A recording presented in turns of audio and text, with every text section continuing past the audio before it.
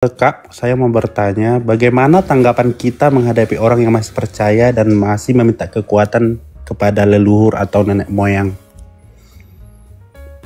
Tanggapan kita sebagai orang yang udah percaya kepada Yesus Kristus gitu. Melihat lingkungan kita masih melakukan hal-hal kayak gitu. Oke, silakan Timothy, bagaimana hal itu? Alkitab mengajarkan kepada kita untuk saling mengingatkan. Dalam Matius 16 ya kalau saya nggak salah, atau Matius 18, jika ada orang yang berbuat salah, tegurlah ia secara empat mata. Jika dia tidak mau mendengar, bawalah dia kepada 2 atau 3 orang lagi. Jika dia tidak mau mendengar, bawalah kepada gereja perkara itu. Jika dia tidak mau mendengar, anggaplah sebagai pemungut cukai. Hal itu juga berlaku kepada bidat dalam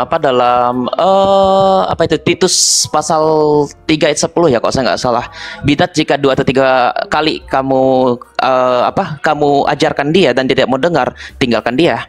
Nah, terhadap orang-orang seperti ini juga bisa kita perlakukan bahwa kalau seandainya ada orang yang memohon kepada arwah-arwah yang dalam Alkitab disebut pentenung ya.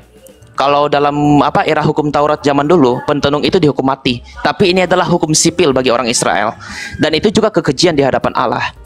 Dan ini berlaku kepada kita terhadap orang-orang yang tidak mengenal hukum Taurat dalam pengertian Tauratnya Musa. Ya.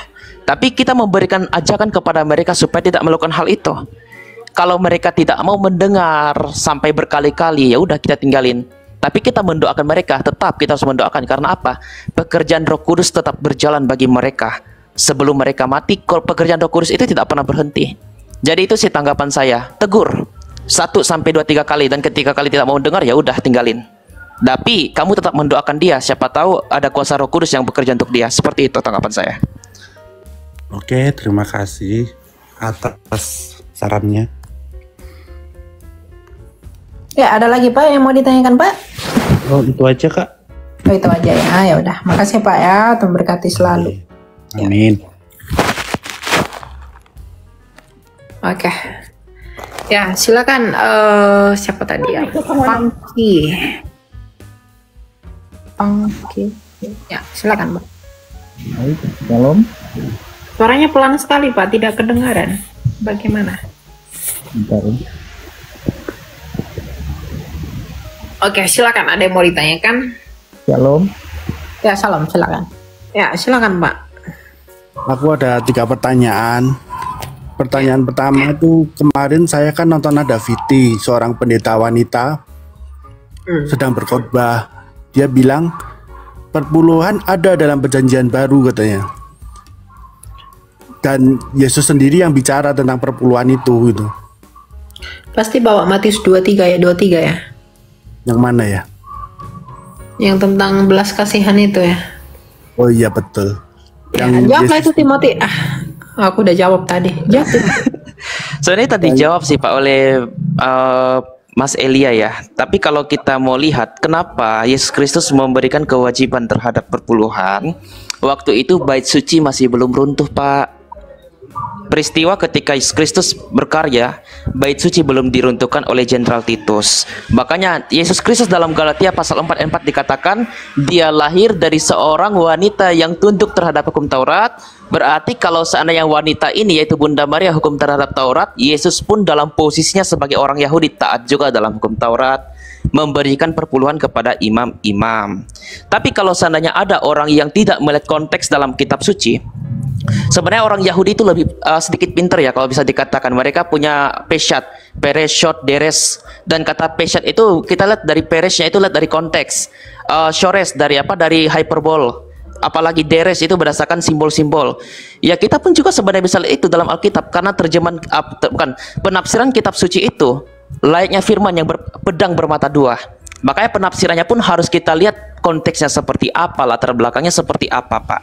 Tapi terkait dengan saudara ya, kalau ada pendeta yang memaksakan tentang masalah ini, tentang masalah perpuluhan, jangankan menggunakan Injil, mereka bisa menggunakan kitab Maleaki yang dikatakan bahwa ada hukuman terhadap mereka yang tidak memberikan perpuluhan.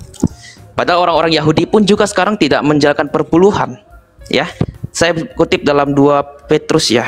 2 Petrus pasal 2 ayat 3. Dan karena serakahnya guru-guru palsu itu akan berusaha mencari untung dari kamu dengan cerita-cerita isapan jempol mereka. Tetapi untuk perbuatan mereka itu hukuman telah lama tersedia dan kebinasan tidak akan tertunda. Takut nggak dengar ayat ini? Bahkan untuk hamba-hamba Tuhan yang mungkin mendengar di sini, takut nggak dengar ayat ini? Karena biasa di kalangan hamba-hamba Tuhan banyak yang mencomot ayat kitab suci tetapi tidak tahu konteksnya dan langsung mengkhotbahkannya tanpa melihat kondisinya. Maka itu kita perlu belajar dulu. Memahami kitab suci harus belajar dulu. Ya seperti itu sih tanggapan saya. Jadi kalau ditanya dalam Injil, ya iya, karena waktu itu bait suci belum runtuh dan Yesus tunduk dalam hukum Taurat pada waktu itu. Seperti itu. Oh, jadi kalau Yesus bicara per bulan itu harus kau bayarkan, itu bukan kita kan yang harus Itu bayar. konteks kepada murid. Itu konteks kepada murid yang menjalankan taat hukum Taurat, dan di sisi lain mereka pun juga taat terhadap pemerintah kaisar. Jadi kalau kita lihat, kalau Yesus mengatakan bahwa berikanlah uang kepada kaisar, apakah kita melakukan kepada kaisar pada waktu itu? Enggak kan? Kita enggak hidup pada zamannya kekaisaran. Nah, itu konteksnya kepada masa itu. Oh iya ya. Oke. Terus tanya lagi tentang malaikat pelindung ya.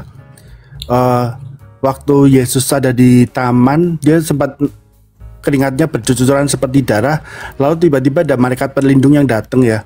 Itu malaikat itu menghibur atau menguatkan ya? Terus namanya siapa ya malaikatnya? Silakan. Mikael, Gabriel, apa Rafael? Nah, kalau ditanya siapa malaikatnya, saya perlu tanya lagi sama Romo saya, atau nanti saya akan pelajari lagi. Jadi saya nggak akan berani jawab itu. Tapi yang jelas, Alkitab memberikan apa? Malaikat memberitakan bahwa malaikat itu datang untuk memberikan kekuatan kepada Kristus. Ya. Kenapa? Karena posisi Yesus Kristus dalam Ibrani pasal 2 ayat 7, Ibrani pasal 2 ayat 7 dan 9, dalam waktu yang singkat dia lebih rendah dari malaikat. Kenapa? Dalam posisi kemanusiaannya ia adalah hamba yang menderita, hamba yang mengosongkan diri dalam Filipi pasal 2 ayat 4 sampai dengan 6. Nah, jadi kalau ditanya kenapa ada malaikat yang memberikan kuasa, apa yang memberikan tenaga atau kekuatan kepada Kristus, ya karena kalau kita lihat ya di kerajaan sorga itu, kinerja kuasa ilahi itu saling memberikan kekuatan dan dorongan kepada mereka. Nah, jadi malaikat ini pun juga menjadi suatu media yang dimana kuasa Allah itu tercurahkan melalui malaikat ini untuk kemanusiaan Kristus. Bahkan saya pernah tanya ya kepada Romo Daniel, kalau saya nggak salah. Bahkan itu sudah dijawab dari pertanyaan salah satu teman saya. Saya bertanya, teman saya ini pernah bertanya, apakah itu adalah Malak Hasyim yang memberikan kekuatan kepada Yesus Kristus? Ternyata tidak. Kenapa? Malak Hasyim itu adalah Kristofani, bukan Yesus Kristus. Karena Yesus Kristus telah turun menjadi manusia, bukan dalam Kristofani lagi. Jadi malaikat yang bertemu dengan Yesus pun adalah malaikat yang lain, malaikat yang tercipta, tetapi sebagai mediator yang membawakan kasih rahmat karunia Allah yang dilimpahkan kepada Kristus agar Kristus dapat menyelesaikan tugasnya. Seperti itu. Oh, ya.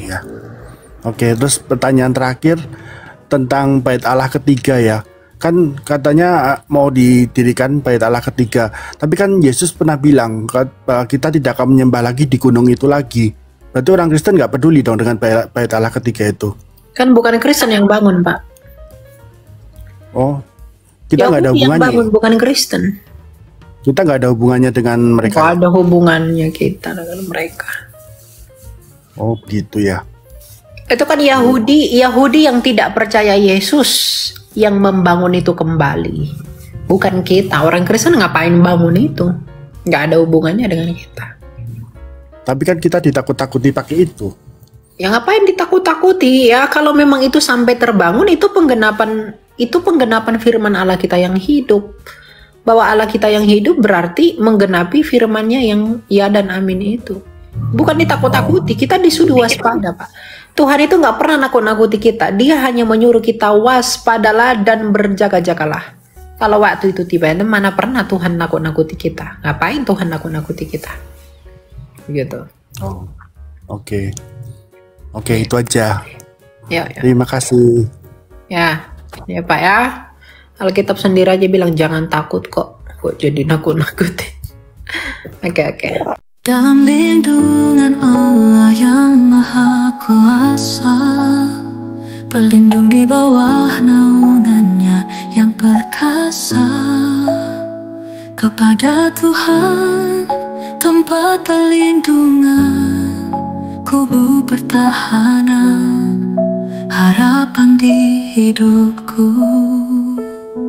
Aku takkan takut akan kengerian malam, panah yang terbang di siang hari, penyakit sampar yang mengancam.